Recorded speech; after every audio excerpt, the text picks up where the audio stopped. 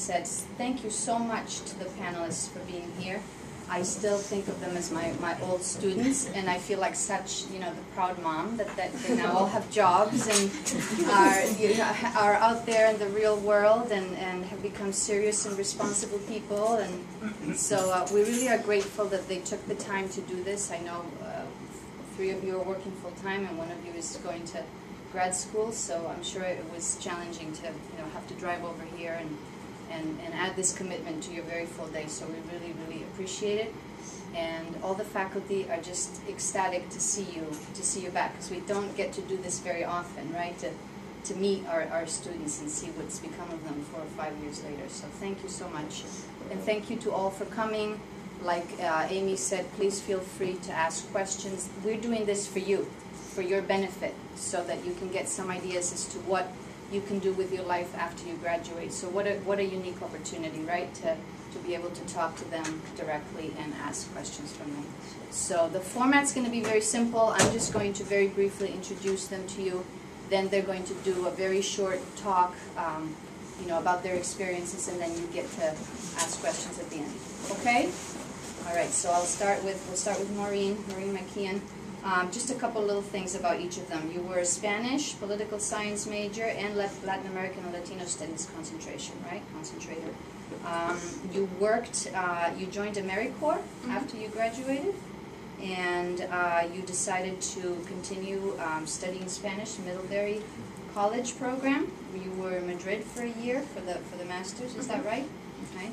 And now you actually are working as an interview match support specialist at Big Brothers Big Sisters of Central Massachusetts here in Worcester. So that's a very interesting career path that you took. And Micaela Meli, you graduated in 2008. You were a history and Spanish double major, right? You spent your year abroad in León. With Meg. Yeah, there you go, with Meg. And right now you live in Boston, and you have been with a tech company, NetSuite, for 4 years. Okay, so you're going to talk to us a little bit more about that. Jen also graduated in 2008. You were a pre-med chemistry and Spanish major, so she was a very busy girl. You worked at a biopharmaceutical company, Biogen, for 2 years after you graduated, or 3 years. 3 years, okay? And currently you are in a master's program in physician assistant studies here in Worcester, okay? And Meg Sherry, you were a Spanish major, and you were also in the TEP program, the teacher education program. You spent your study abroad year in León as well. You went to grad school after you graduated. You got your master's in education, Boston College, and now you have been a Spanish teacher at Reading Memorial High School for 3 years, right? My 3rd year now. Surviving. You have to give her credit for that, yes. Traveled to Puerto Rico a few times with your students. So that's the best part of being a Spanish teacher, for sure. So we look forward to listening to your stories. Thank you again for being here.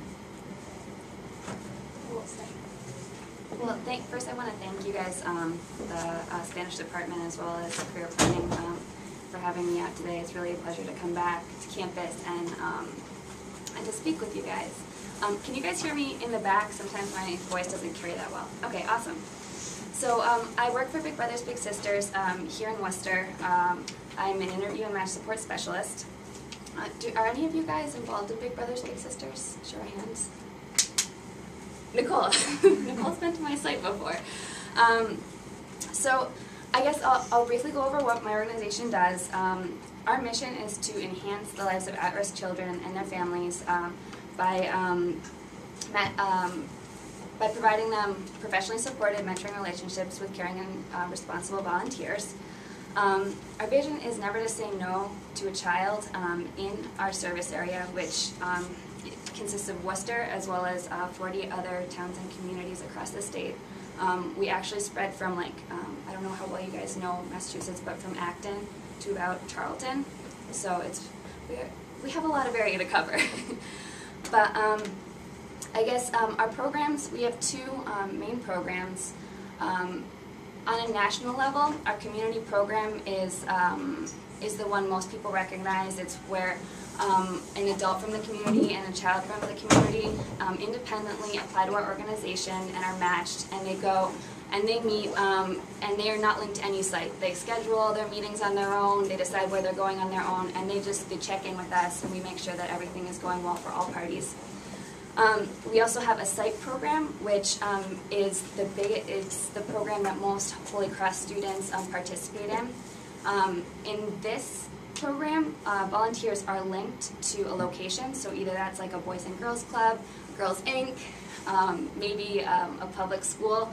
I myself run programs in 3 public schools, Seven Hills Charter Public, Grafton Street Elementary School, as well as Chandler Elementary Community. And at those 3 sites, I'm responsible for making sure all matches in my caseload are progressing positively, first and foremost, so that all children are safe, that the mentor that they're working with is providing that child with a positive and safe experience, and then all other parties that are related to that child and match are also happy, healthy, and having fun. I'm also, I recruit all my applicants and volunteers in my programs. I'm responsible for helping them through the application process as well as screening them during that process, so that I know that my mentors are going to be great mentors, dedicated, and are safe people for children to interact with.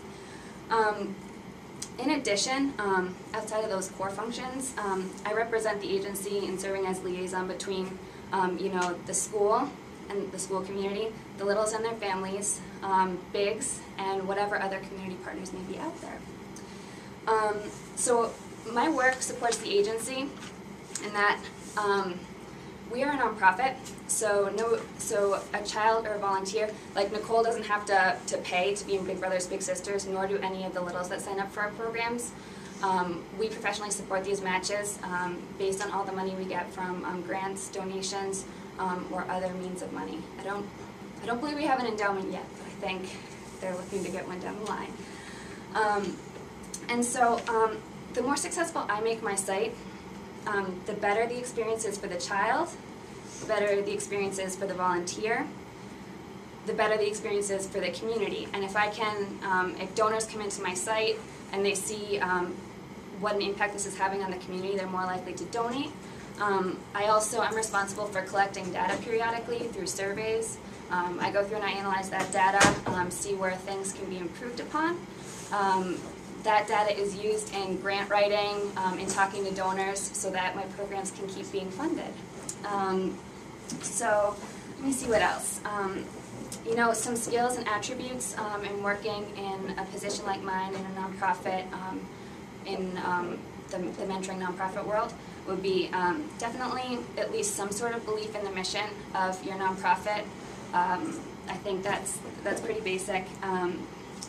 Interpersonal skills that are malleable to like a wide range of ages.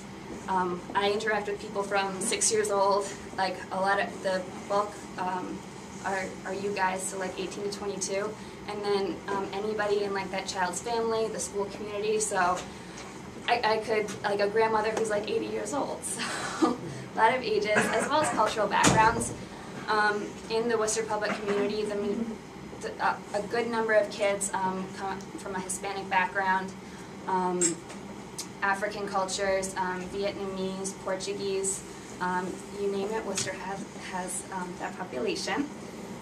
Organizational skills, flexibility is definitely a plus to have, and language. So my Spanish really, really helps me. Could be as simple as I hear 2 kids talking in Spanish and they are not saying nice things, and like, what are you saying over there? You can't say that.